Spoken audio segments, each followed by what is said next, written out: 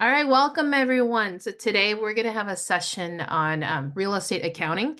So the idea behind this, a couple weeks ago, Ian and Anita in here, who's pretending to be well right now, we were all at the Linfinity conference, and I was telling Ian how much I'm struggling to handle my bookkeeping because we had someone before that really wasn't good, and it's just money stuff and accounting. That's just really not my thing. And also taxes were almost due, so I was kind of freaking out. And as I was chatting, Ian was able to help me get my bookkeeping straight, and just so that I can get the ball rolling. And right now, technically, this webinar really was supposed to be for me and how to get myself, set up properly for the next year, so I don't have to pull my hair out. But then, in the spirit of I love to share, I'm dragging all of you guys along with me to learn all this together because the things that we're going to learn about, we can, especially is really good for small business owners. And then if you have multiple properties, how you can set up your books, your chart of accounts using really like QuickBooks or other apps for accounting that can make your life a lot easier.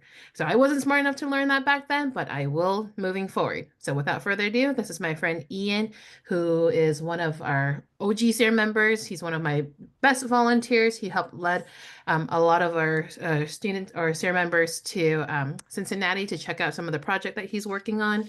He's also in my Homie Pod, our dynasty group, along with Anita, so where we trade ideas and help each other improve. So without further ado, I'm gonna give the show to Ian. Thank you. You for the warm introduction. Excited to talk to you about accounting. I didn't think that I'd be saying that actually, but I spent, I got my CPA. I spent over a decade in the accounting space, a decade at my last job actually, and I made the transition to full-time real estate. But as I've been focusing on my investments, kind of what you probably overheard me talking about just a few moments ago, I've realized that I can help a lot of people in this space. And I'm actually oddly really excited about sharing this topic, which I thought maybe a year ago I'm done with talking accounting. But now I'm now I'm excited to share a few things that hopefully you all will find very helpful. Before I keep going, do you all see the screen, Real Estate Accounting Made Simple? All right, awesome. A little bit about me. I normally have a background that I share that's very real estate focused on how many properties or what kind of experience I have. But now I get to dive into the other part of my experience. So I spent 2 years, I got my CPA, I spent 2 years in Big Four public accounting and the assurance practice. And after that, I spent a decade at a venture capital firm as their manager of finance. So why that is interesting, or may be interesting to some of you, is because VC funds are, you can say, similar to, I mean, it's partnership accounting for one, it's private equity, which is what a lot of these real estate syndications are. The syndication structures are similar. You're working with multiple companies, even though what we're investing in is tech startups. It's, the accounting is very similar. And we had, you do the fund accounting, you do the GP entity accounting, and you also do the management company accounting. And with our management company, the way that we were structured was, it was a very so a little bit of background. I was hired by Morgan Thaler Ventures, which is a VC that was founded in 1968. They invested in private equity, life science companies, and early stage tech startups. But those are very different types of investments. They have partners that were investing in all of them. So eventually they spun off into their own different VCs. So there was Canvas Ventures, Lightstone Ventures, Morgan Thaler Private Equity, or MPE. And they kept the whole back office and made it like a shared back office. So we were very involved in dealing with multiple companies all the time. We used an accounting software called Sage, which is not which is too expensive for what we're trying to do here. But there's a lot of things where you're allocating expenses amongst different groups, amongst employees in different locations, and things like that. So at a very smaller scale, I know a lot of people in this space, they have different business lines, they have different properties. So I call this, I'm mastering multi-property or multi-company finances. Some people have multiple different types of businesses, and I've helped some small business owners in that realm where they have a company for a flipping company, they have a company for their long-term holds, they have another company for their residential assisted living. I mean, does this kind of stuff sound familiar to you, where you have different lines and different LLCs for this stuff? Or even if you're like a long-term buy and hold, maybe you want to figure out how to have your books separated, not just by your tax return where it's one big thing. Well, your tax return does separate by property, but how do you put it in QuickBooks in a way that's organized by different properties, right? And to take that even more, you know, into the details, I was on a mission like a few years ago to figure out how to get my apartment complexes good reporting by unit. And, it was a lot of just dabbling in Excel and, kind of piecemealing it all together through the comments and categorizing stuff. But I wanted to know, if I have a 6 unit, like how each unit is performing, and have, essentially a different set of financials for that. So lots of different projects that I've taken on, in the accounting space, since it is my background. And to tie that into the real estate again, I've worked in the smaller multifamily space. I've done some smaller JVs, but now, as you might have heard earlier, I'm leading my first syndication, which is a 73 unit. But I use these smaller deals to iron the kinks in our financial reporting, because I really want our reporting to be very, very professional, right? Like, so some of our stuff for an 8 unit or a 6 unit, it's kind of overkill, and I'll show some previews of what that looks like. But that's something that I'm really interested in sharing with you all. I know not everyone is into like large apartment complexes. Some people might be interested in flips, or maybe just how do I do this for, my long-term rentals. I have a bunch in different states. So happy to share how to improve upon your bookkeeping practice, just knowing that you're specifically in this real estate space, how to, what kind of things can you do to make your bookkeeper's life easier, and your tax accountant's life easier as well.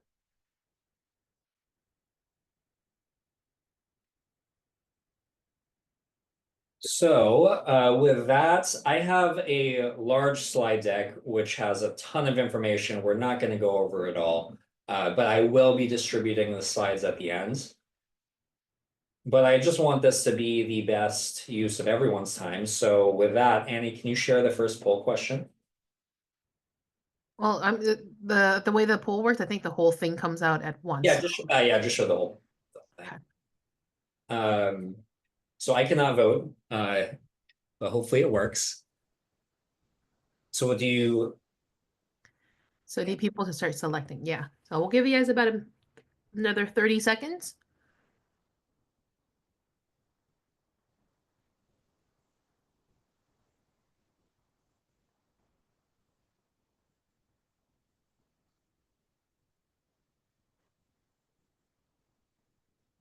I think the basics 101 is winning by far. Mhm. And,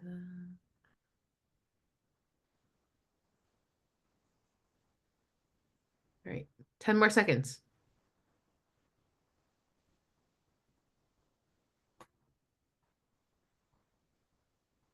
Okay, I think that's pretty much about everyone. Okay. I'm gonna have Us, Andy, we had the sense that 1 and 3 were going to be the winners. Yep. So basics 101. And then what's the other? Let me see. Question number 2 was how to stay organized, keeping track. Oh, yeah. Yep. Okay. Cool. Yeah. Okay. So some people were answering number 2 as well. Okay. So thanks for sharing your results. I'll definitely cater this presentation that way. Let's see.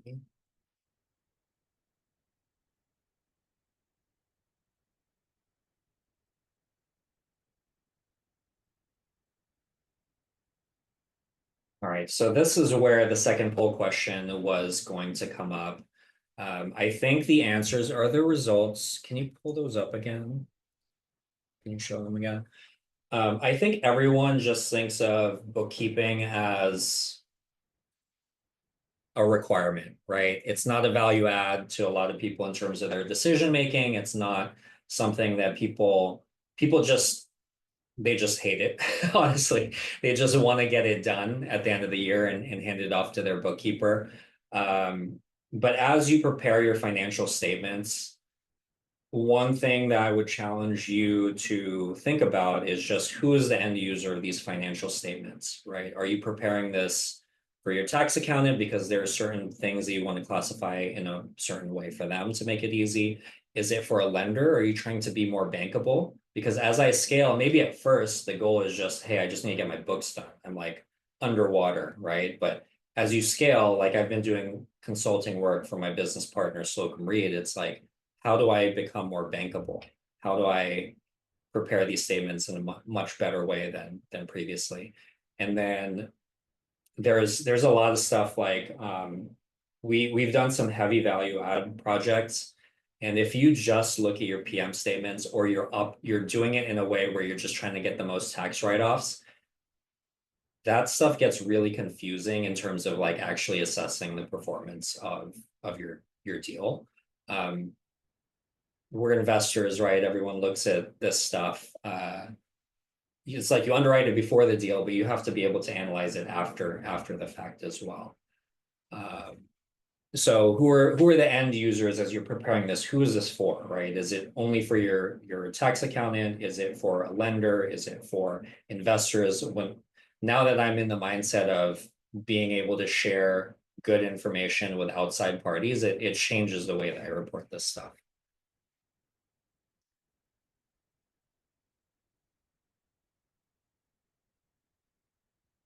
Key financial statements. So pop quiz. Does anyone want to share what what a balance sheet is? I mean, it kind of says it on there. Very simply put, your balance sheet is what you own and your P&L is what you're earning, right, in any given year. So most people give the P&L for their taxes. Your balance sheet is going to be like, here's an example. A lot of times, like your PM won't have this, or they'll have a balance sheet that is different from your actual LLC's balance sheet, right? And obviously you own your property within your LLC, but you're going to have some cash, you have security deposits. That should be a liability, but yeah, you have your assets that you're holding, and then you're going to have, the basic accounting equation is assets equals liabilities plus owner's equity.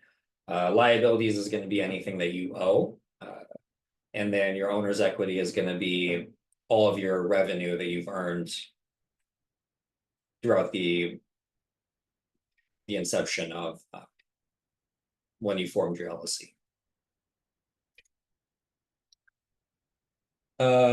Financial reports, your income statement. So this is, where you report your income and your expenses. I think if you're doing like the bare minimum for taxes, you can just kind of there's an intuitive sense for it, right? Rent increases your cash balance, that's an income, and then you have all of your expenses and you're trying to figure out what was related to your business versus not. One of the ways I like to set up our QuickBooks is to have it mirror the return that it's applicable to. So for like an S corporation or a partnership, we follow the form 8825. And then for most people, they follow the Schedule E, which is the report where your most rental income comes into play. So I even label it on the financial statement. So it's super easy for our tax accountant to just put things into their appropriate places. Now, this is where, that question comes into play where it's, who is this for, right? If this is if this is solely for taxes, debt service, you can see right here. Well, for one, debt service can be your interest. It's both your principal pay down and your interest, but this is on an IO, interest only loan. Your debt service is actually number 9. It's above the line. And then depreciation should be here as well. But there's a difference between what you do for taxes versus how your investment is actually performing. And what I mean by that is depreciation is a non-cash transaction, right? So depreciation is this phantom business expense that helps you to offset your rental income, right? But when you're doing an analysis of a property, you're going to look at net operating income.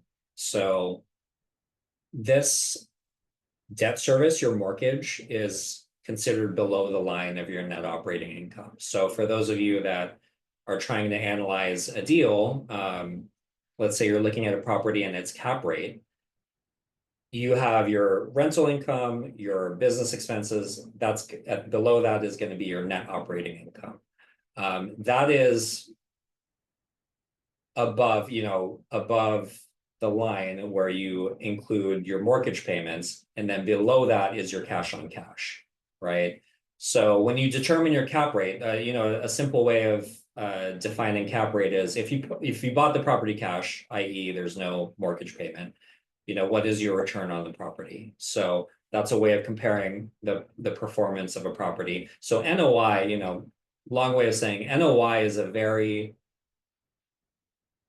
it's a very important number to real estate investors, right? So how do you structure your financials to still show NOI rather than, having debt above the line, having depreciation, and seeing the losses that you love to claim for taxes, but not really being relevant for your own, like, to show that your property is actually doing well, right? It's like, at a high level, it's like for taxes, you want your number to be as low as possible, right? You want the lowest amount of taxable income. But if you're selling the property, you want your number to be as high as possible, because that number divided by the cap rate is going to be the value of your property. So, you want to be able to differentiate between the two.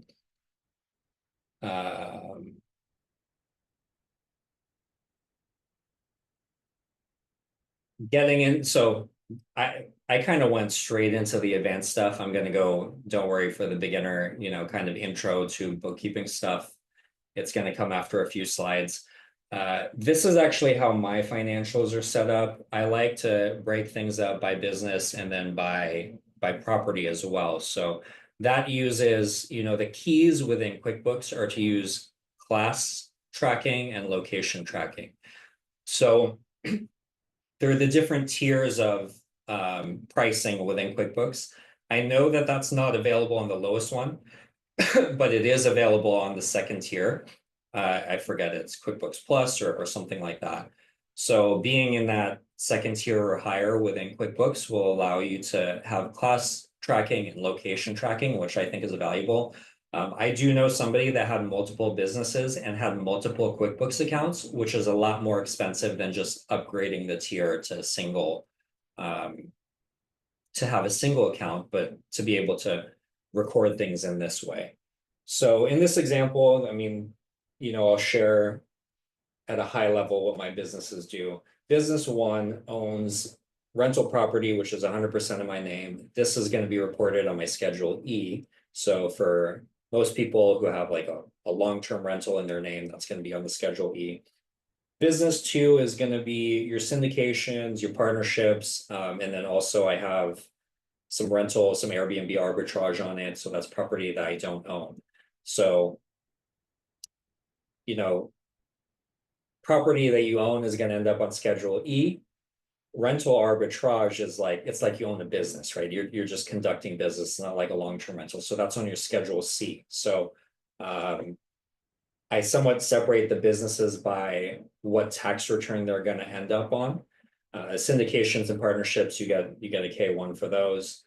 And then I have another business, which is really all the consulting work that I do. So this is more active income as well. This is actually also on the Schedule C, but it's, to me, mentally, it's different than, for example, Airbnb arbitrage, or, being a co-GP on a deal, or something of that nature, right? So I have some bookkeeping clients. I don't, I'm thinking about adding a few every quarter, not too much, but I do, for example, work with SARE and work with a few people in the SARE community, right?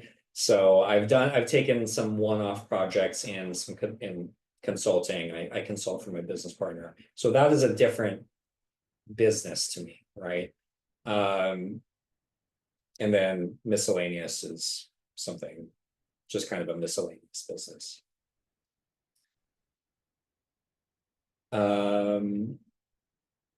So as an example, each one, so when you see this is kind of messy because it has a lot of different things going on in the chart of accounts because it's there for everything.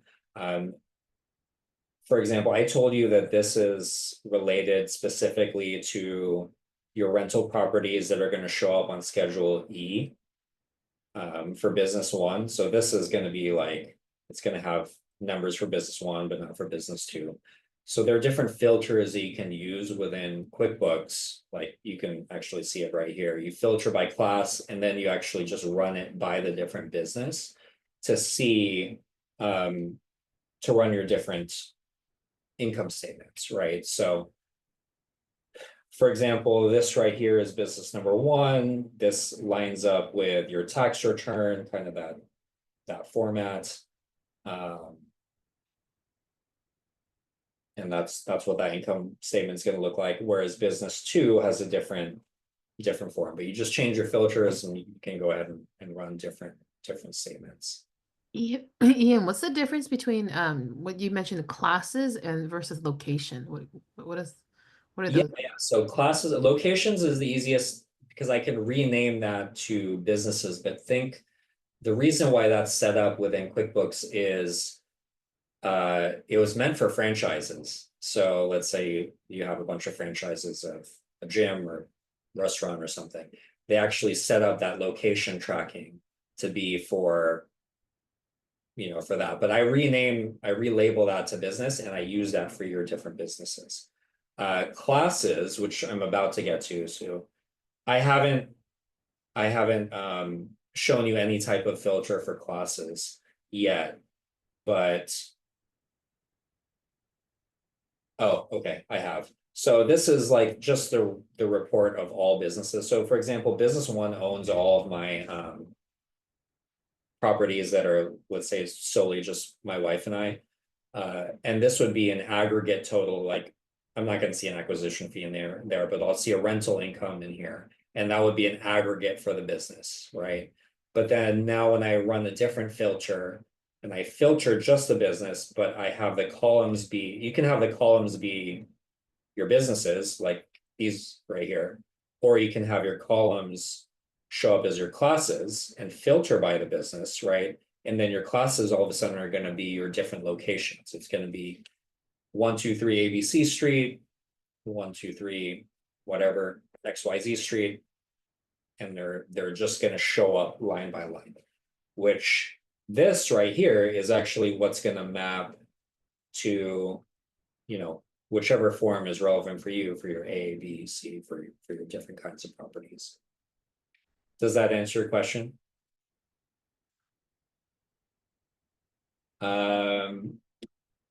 Then the last thing is, many of you have a property manager. Maybe I won't get into the weeds of this, but your PM statement is going to be different than the income statement that you create, and it's going to be different than what you put on your taxes. A big question is, what are you going to expense versus what you're going to capitalize? A lot of the money that goes out into your properties, it should be capitalized. So rather, this goes back to income statement and balance sheet, right? Let's say you put $10,000 to a new roof to buy a new roof, probably more than that, but let's say you put $10,000 for a new roof on a 100K property. Does that mean you have a business that lost $10,000, or does that mean that you have a $110,000 property now because you capitalized it, right? So it can go on either place, right? It's either going to be capitalized and put onto your balance sheet, or it's going to be expensed and put onto your income statement. I'm going to have more slides on that, but that's always a conversation about whether this ends up on your balance sheet or your income statement, whether you're capitalizing it and depreciating it, or you're expensing it all in year one. The reason why this is important is because your PM statement is just going to expense everything. It's going to just show your total cash flow. And an example of that is a property where it's 2 fourplexes, it's 8 units. We bought it for 421K. We put 142K into the building. It was, we're all in at 563. To me, that's like the project cost for the property. But what you see on the PM statement is just all of these expenses, and it looks like we're bleeding money, which, obviously it's very expensive to rehab the property. But you want to be able to make sense of what is actually, how the property itself is performing, and then what is actually an improvement. So that's why I have, an income statement in this format with reconciling items, your CapEx and improvements, and then it reconciles to your net income per your PM financials. So that's another thing. Another thing to do, and we'll talk about that a little bit more. So to touch on your chart of accounts, this is what we've talked about a little bit in the past. Your balance sheet is going to be all of these accounts, assets, liabilities, and equity. And then your income statements, and then your income statement is going to be these items right here: income, cost of goods sold, and expenses. You all are gonna get the slides so you can look at this more in detail. But usually the way the chart of accounts is set up is like, let's say from 0 to 1,000.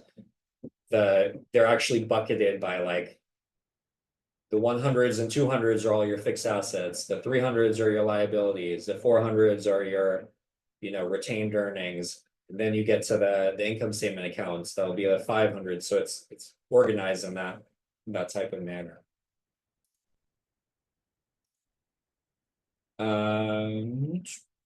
I will skim through these.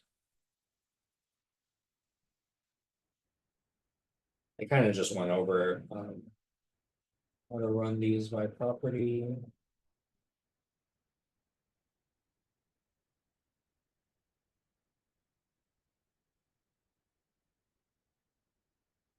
So I just, I really covered all this, but did not go over it while the right slides were up.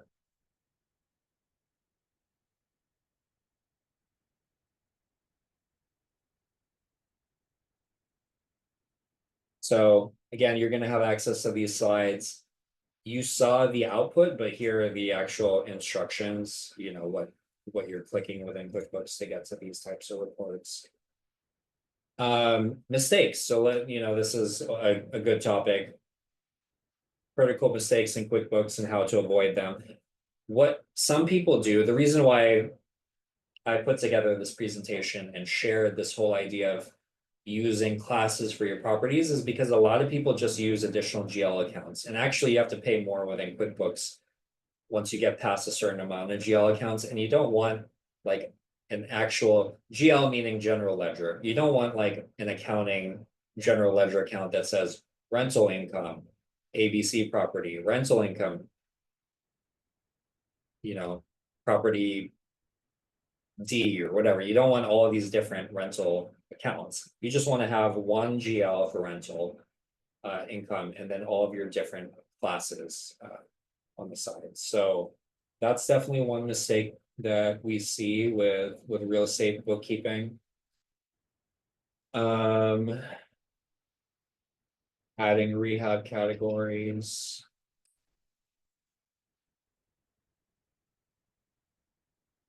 again, I mean, it falls under the line of not having too many accounts.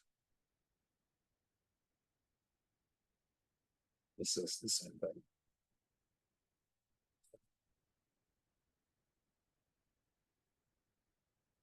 So very simply put, maybe something that would be helpful would be like mock chart of accounts, because I'm telling you, hey, keep your chart of accounts simple, but you're probably looking at this like, what does that mean? So I can share like a sample chart of accounts. You just don't want to go too crazy. And these are the things that happen when like you just find like a VA for like $8 an hour who doesn't actually know accounting, and they're just trying to figure out where to classify things. And before you know it, you just have a really bloated set of books. Um,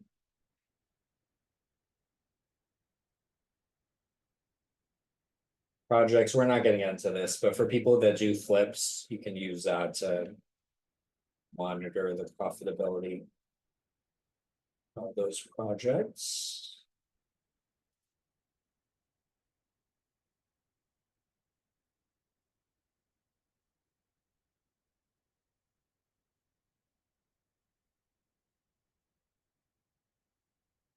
Yeah, so another thing that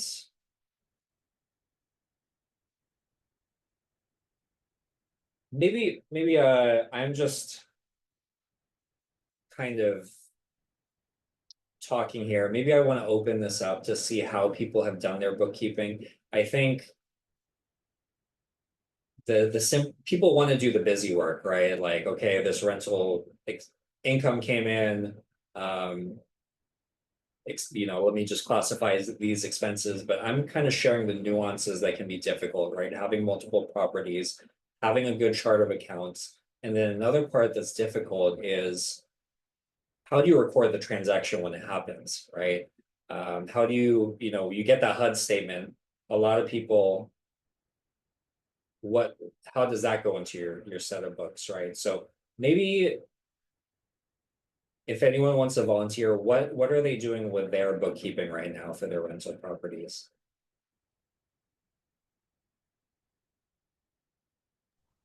Give it to a PM and hope for the best. And then whatever the statement they give me at the end of the year plus my 1099, I just give it to my CPA and I don't do anything. Yeah. I don't even Hey, read it. Ian, can you hear me? Yeah, I actually will. You're a good person to answer this one. Yeah, I think like one thing that I think is helpful is I just make it a practice to do it every month. So that way I don't have to, it's not like trying to have like a giant mess to kind of clean up at the end of the year. Like I just do it 12 times a year and probably do a little bit more regularly. But like this year during tax season, I got super busy and then I had to do it, I think a couple weeks ago. And it was like, oh, why did I kind of not do it as much as like kind of regularly as I used to because I got busy. But so it was kind of good to always kind of have that best practice of doing it every single month. I think I use QuickBooks and kind of a spreadsheet to help reconcile it because since I'm the only person that looks at her books because Anita doesn't look at it as much, I need to kind of be able to look at it in two different ways. So I think those are two things that really help me is kind of looking at in QuickBooks and have a spreadsheet P&L that I also kind of reconcile it against, and then kind of doing it once every month at least. So Makes sense. Um, what do you do for ones where you have a PM statement? You still put those in QuickBooks? yeah, usually I reconcile that like once every quarter. So I do that with like I'll use our San Diego properties as a good example because for that one, like Anita has two long-term rentals, and basically it kind of goes into our joint checking account, and then but it's just like one lump sum, but it's net. So every single quarter, I kind of go into build them and I kind of basically manually reconcile it. So I think that was also what Tony H had recommended too, to not make it too uh, invasive or too intensive every single month. So I just do it quarterly to do that reconciliation. So Makes sense. And then, I alluded to this earlier, but you do need to continue to, quarterly or monthly, at whatever cadence, reconcile what's going on, because your PM statements are not the same as your LLC accounting, right? It's a lot of it is similar, but it's not the same. One, for one, I mean, your flights that you personally pay that you want to write off, that's going to be different, right? And your PM doesn't have access to your bank account. They're obviously distributing money into your bank account, but they don't have access to your bank account. And another thing that's different, let's say, I see some people on fractional here, right? Where whether it's a syndication or a fractional or a partnership, right? Let's say we all put 25K into a deal, like 4 different partners, we put 100K into the down payment to buy the property. That is our owner contribution into the LLC, right? But if you look at what the PM statement's going to say, their version of contributions and distributions are not going to match that 100K. They're going to be what you actually paid them and what they paid you. But what they paid you ended up in the LLC account. That didn't get distributed to the 4 partners either. So even that number is going to be different. So there's still some reconciliation that needs to go on from the LLC level to the PM level. The HUD, I think that this one is, recording the actual initial transaction of the property can be a little bit complex and probably should be deferred to another time, but feel free to look through these slides. Since I know how to do it, actually a little tip for you all who are looking, let's say you're looking for a good bookkeeper, but you want to know the difference between a good bookkeeper and somebody who just does data entry. One of my tasks is to give them a HUD statement and maybe even like a month's worth of stuff, and tell them to create an income statement and balance sheet just through Excel, not through some software where they're, doing the data entry. And that's a pretty tough like first challenge, or it at least tells you that they can think, that they understand the actual transaction, right? And the actual accounting value.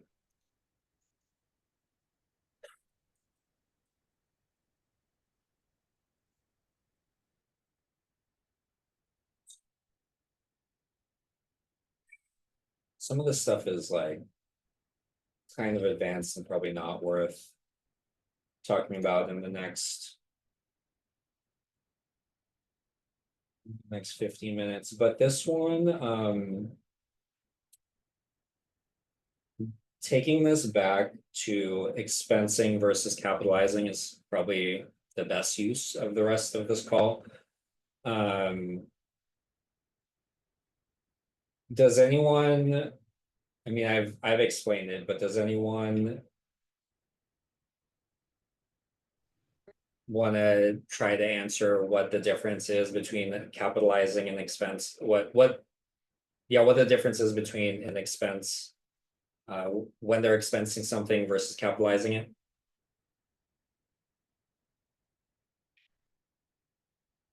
Or how that impacts you from a tax perspective?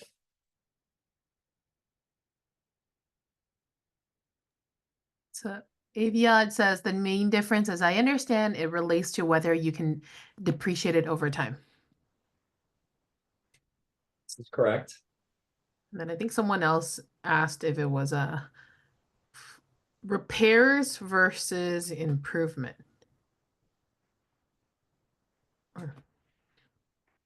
Oh, shit, that was probably earlier. That was earlier, but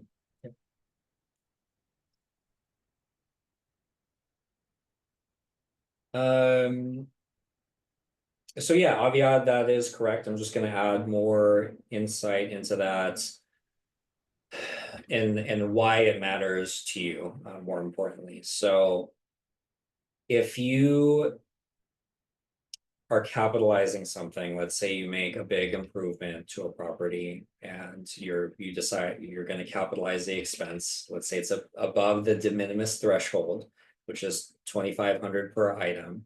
Let's say it's a $5,000 improvement. You're going to capitalize the expense, and typically you would depreciate it over a set schedule, whether it be 5 to 7 year property. So flooring would be depreciated over 5 years.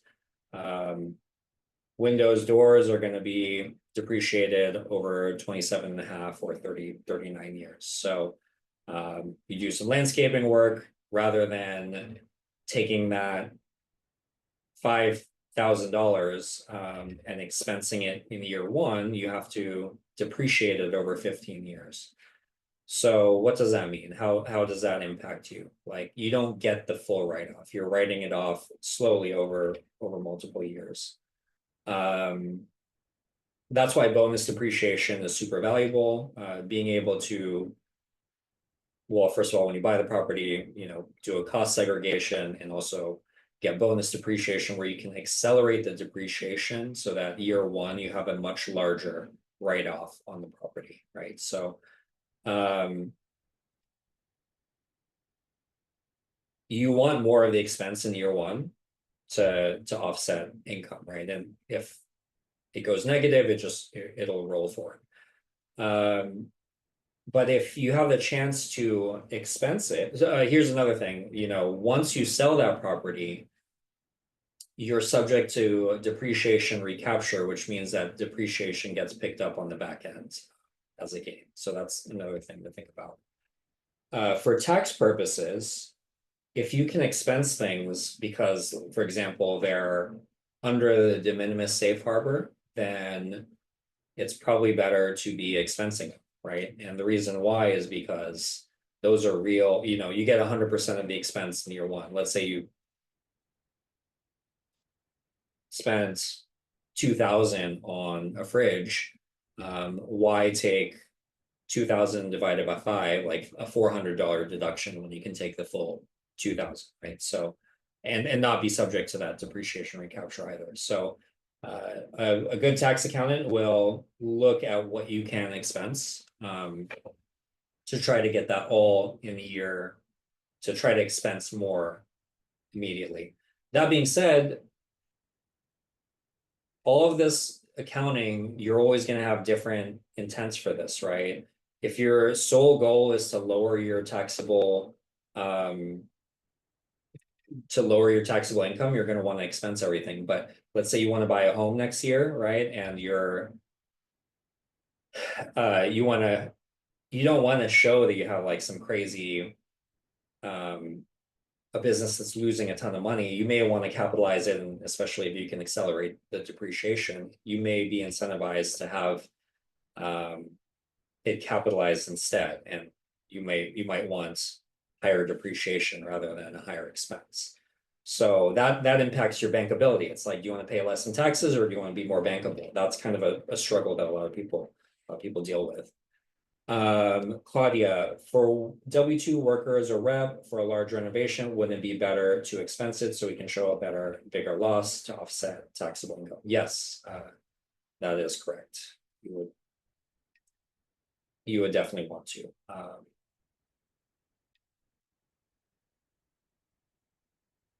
So going back to this, if for example, I had mentioned like I haven't been doing anything other than getting the end of the year statement and my 1099 to my CPA, but it sounds like I have to sort it out by the CapEx part. So am I supposed to be like grabbing all the invoices from my PM and like how do I figure out what to do with What I do is I look through everything.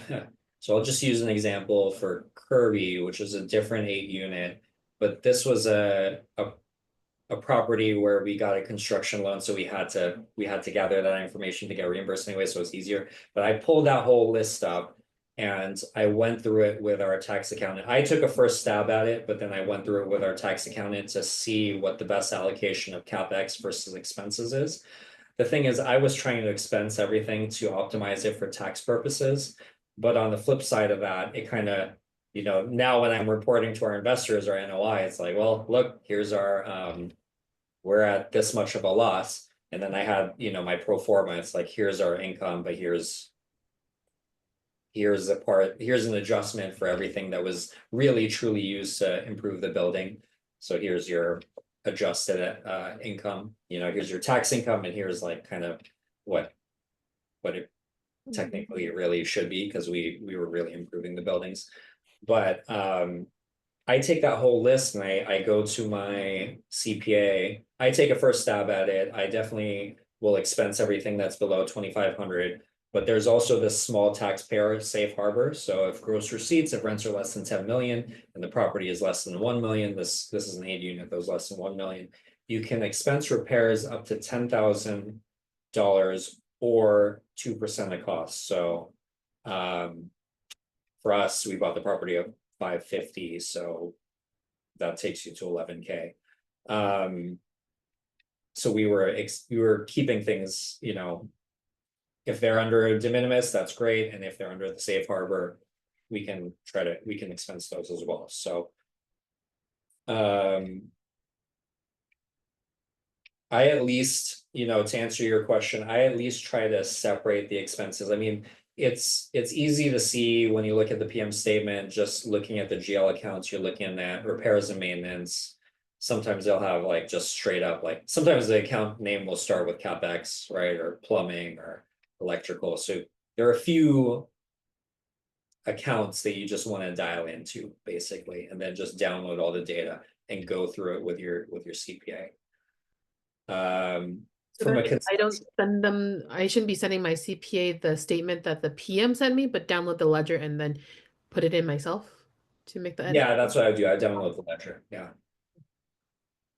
Because you're seeing, let's say it's all in repairs and maintenance, rather than just looking at that entire number. Click on the number. I don't know what, if it's like Buildium, if you click on the number, then you see all the line items for the entire year. Then I would print that and share that with your CPA or mark off what, you know, what should be expense versus what you're capitalizing. Got it. And then conceptually, to know when to capitalize something, it's, you know, this is just kind of the IRS language. If it increases the value of your property, if it changes the intended use, or if you're restoring it to a new condition. So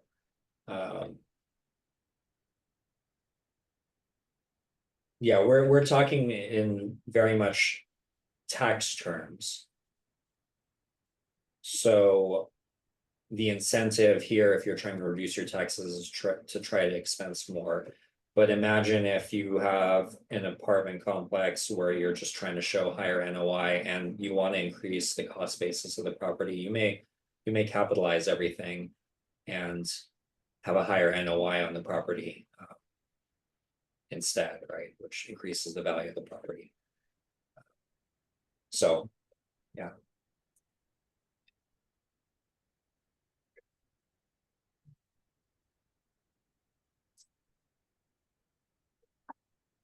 So we are at 7:55. Kind of skimming through this. I talked about the P&L and the balance sheet. Cash flow statement, most investors don't have one, but I'm happy to talk about that. Rent roll is like, it should be on your PM portal, so that's an important statement to look at. Just gonna skip this.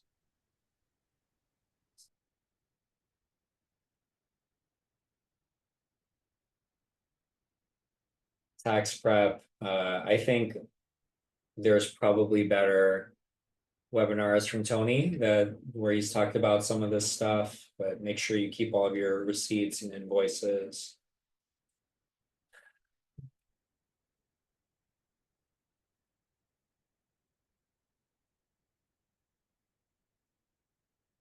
All right.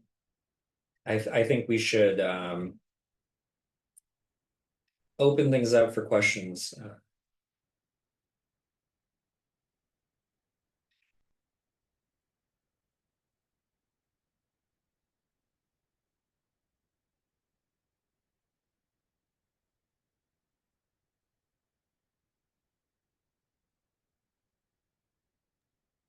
Hey, Ian. Um, for like expenses that you pay once a year, like let's say insurance or property taxes, do you expense it in the year that they're paid, or do you kind of accrue it over the year and then whatever that's in 2024 or 2025, you'll put that in your taxes?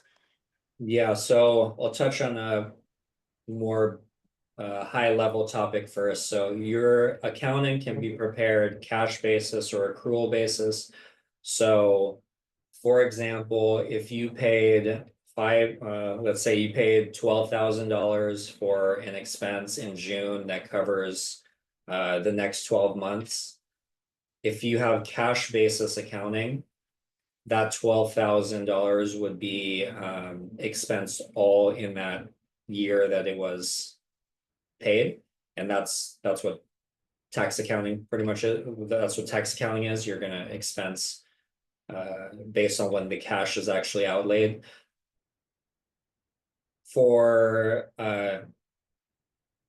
so accrual basis accounting. So the reason why we use accrual basis accounting, not to get too geeky, but like your public companies, they need to follow GAAP, right? And GAAP means you're generally accepted accounting principles. So there's things need to be in line with when the expense is actually applicable to. So using accrual accounting, that $12,000 would be a $6,000 expense in year one, and it would be like a 6,000 in year two, right? It would be a prepaid expense because you overpaid for the next 6 months into 2026 or the next year. So since most, like I said, a lot of this accounting stuff is who is the end user of this and who are you preparing it for? Even that very first financial statement that I shared, it's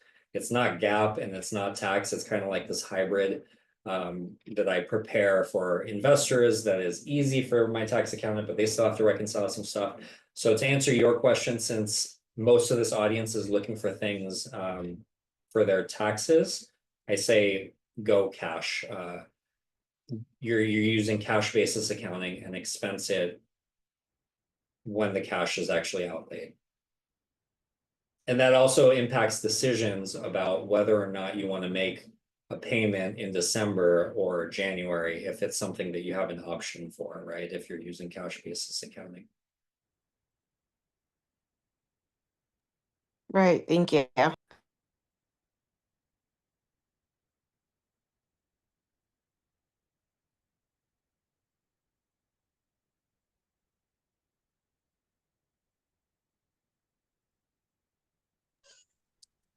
I do have one question. It made me kind of think earlier, like what happens if you're kind of in my situation where one person's kind of looking at the books? When would you kind of recommend someone doing an audit? Like your own audit of what do you mean by that? Almost like I think back to when I was like at corporate life.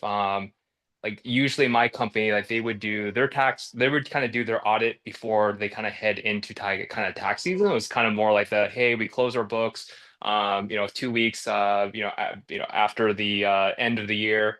And then we kind of go into like kind of an audit period, and then it kind of goes into like kind of more like preparing your taxes. I think what we're all used to is kind of more like, hey, we kind of do the audit and then the tax are preparing our taxes simultaneously. So I guess like if you're trying to be a little bit more sophisticated, what would you recommend?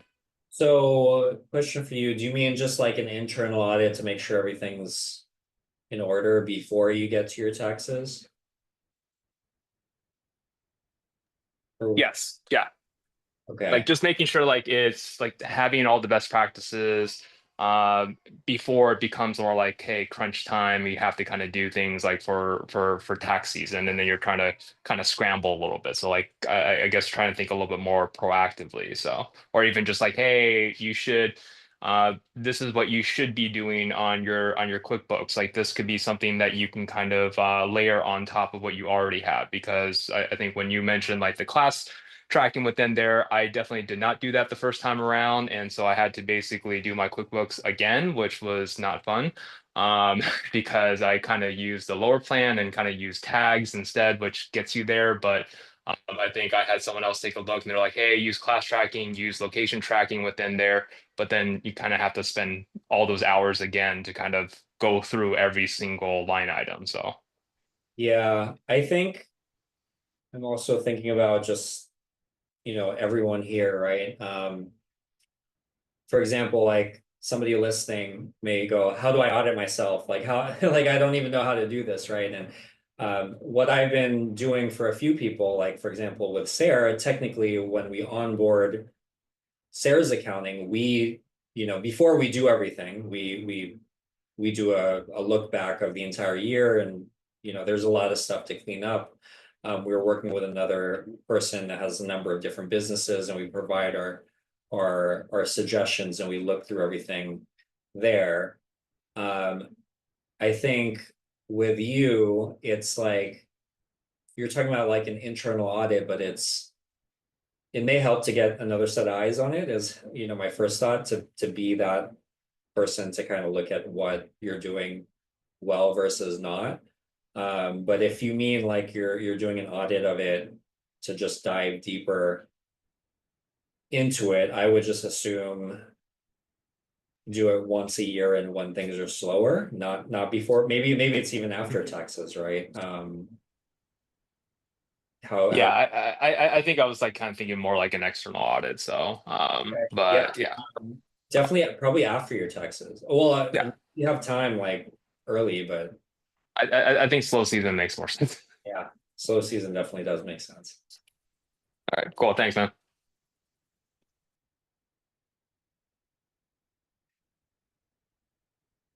Um,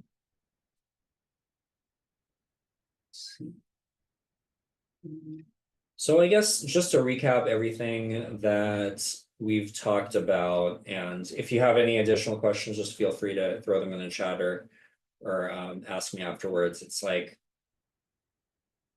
bookkeeping, I shared the different financial statements. I didn't go into like a statement of cash flows, or there are a few other ones, but your biggest ones are going to be your balance sheet and your income statement. Hopefully I explained well what ends up on your balance sheet versus your income statement, which ties into the concept of whether you're capitalizing an expense, capitalizing, or you're expensing something. And then I also covered, the other topic that we wanted to spend some time on, which is the more real estate specific accounting and some good practices there with organizing your books. First of all, thinking about who your ultimate end user is, organizing your books accordingly. There are different factors there. Do you want to go cash versus accrual? Are you, what if for me personally, I match the form that my thing is going to end up on to my chart of accounts, and then setting up my businesses by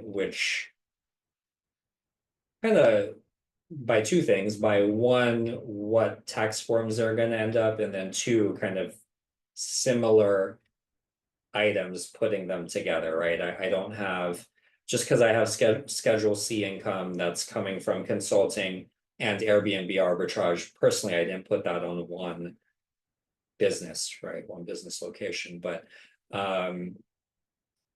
so I shared that. I shared a little bit about multi-property accounting, which I think a lot of you all have multiple properties. And yeah, I think those are the main things covered today. I hope that was helpful for you all.